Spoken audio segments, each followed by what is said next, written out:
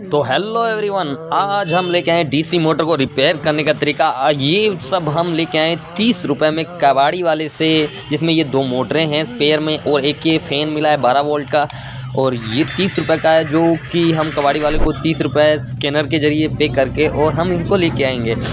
तो आज हमने क्या है, इसको रिपेयर करना है और देखते हैं हम रिपेयर कर पाते हैं या नहीं। वैसे दोस्तों इसका कुछ ख़राब नहीं होता है, अंदर का आर्मेचर होता है वो जल जाता है और अंदर की मैग्नेट होती है वो एकदम परफेक्ट पड़ी रहती है। इसको खोलने की ट्राई करते हैं, और खोलना भी इतना आसान नहीं है, इसका बहुत ही हार्ड तरीके से खोली जाती है इसको, क्योंकि थोड़ा थोड़ा हल्का हल्का पंच किया जाता है और वो ना तो किसी प्लायर से पकड़ पाते हैं ना ही किसी से दबाव दे सकते हैं। तो बहुत सारी मशक्क़त करने के बाद, जद्दोजहद करने के बाद इनको खोल पाया मैं।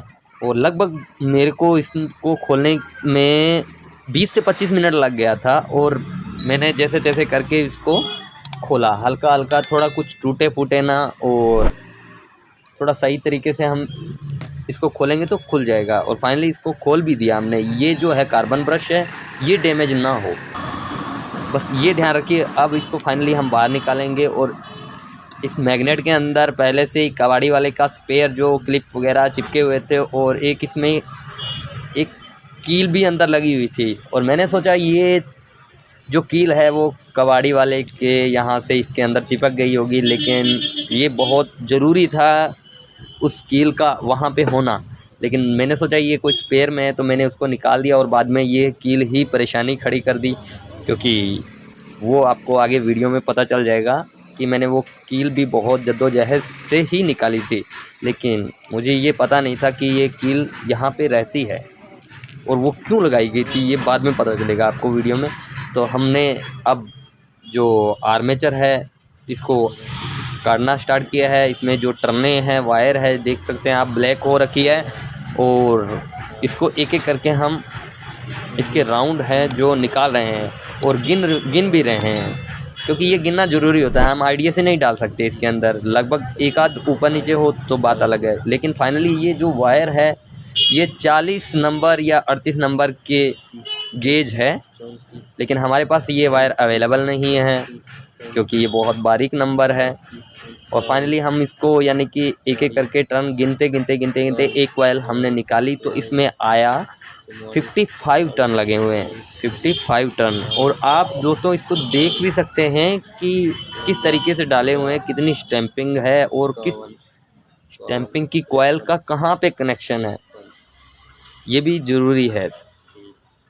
जो कोम्यूटेटर लगा होता है इसके ऊपर, वहाँ पे कनेक्शन किस तरीके से किए गए हैं, ये भी ध्यान में रखना है। तो फाइनली हमने इसको खाली कर लिया है और टर्नें हमने 55 लगानी है। और लेकिन हमारे पास 36 नंबर है, तो 36 नंबर से ही हमने एडजस्ट किया। आप देख सकते हैं इस तरीके से हमने 1 से 3 बीच में एक छोड़ना, तो उसमें राउंड देना स्टार्ट कर दिया है। और हमें देनी है 55 टर्न, 55 टर्न। तो जल्दी से हम एक कॉइल आपको दिखा देते हैं किस तरीके से डालनी है, ठीक है। और इस तरीके से आप घुमाते जाइए। देखिए वायर स्क्रैच ना हो, और इसको इस तरीके से घुमाते जाएंगे कम। और इसमें दोस्तों 55 टर्न है। और जो इस तरीके की इस मॉडल की जो मोटरें होती है उनमें शायद ये सेमी डायग्राम होता है। ये फाइनली हमने डाल लिया इसमें।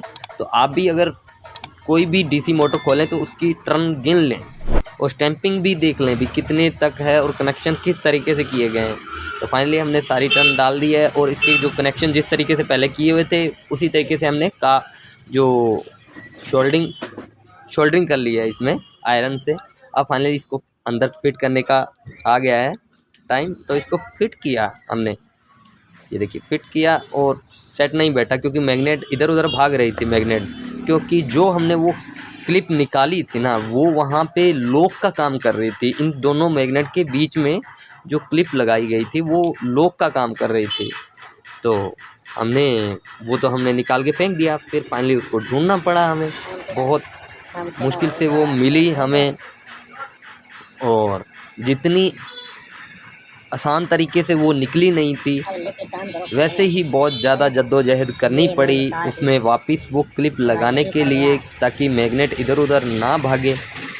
तो वीडियो में आप देख सकते हैं हमने फिर से इसको वैसा का वैसा सेट करना पड़ा, उसी क्लिप को ढूंढ के और कुछ इसको फिट करने में यानी कि आपको थोड़ा सा लापरवाही नहीं करना है, क्योंकि कम्यूटेटर और कुछ टूटने फूटने वाला आइटम होता है। फाइनली इसको फिट कर दिया हमने। अब इसकी बारी आ गई टेस्टिंग की। तो हमने 12 वोल्ट जो डीसी करंट है इसको दिया है और देखिए ये परफेक्ट काम कर रही है, परफेक्ट काम कर रही है। शायद आपको दिख नहीं रहा है लेकिन आवाज़ आ रही होगी इसकी। और दोस्तों ये बढ़िया काम कर रही है, क्योंकि हमने जिस तरीके से वाइंडिंग हुई थी उसी तरीके से, उसी डायग्राम से हमने वाइंडिंग किया है, लेकिन वायर नंबर वो सेम नहीं था, 36 नंबर। मैं आपको टेस्टिंग करके दिखाता हूँ। ये टेप मैं इसके आगे के सिरे पे लगाऊंगा जिससे ये घूमती हुई नज़र आएगी।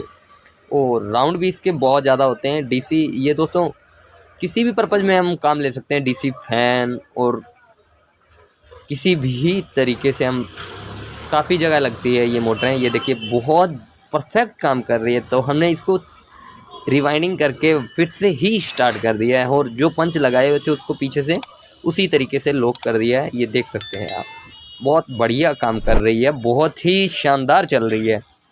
तो अगर दोस्तों वीडियो अच्छी लगी हो तो प्लीज़ हमारी वीडियो को लाइक करें, चैनल को सब्सक्राइब करें और आगे भी हम नॉलेजेबल वीडियो इसी तरीके के लाते रहेंगे। तो तब तक के लिए धन्यवाद एंड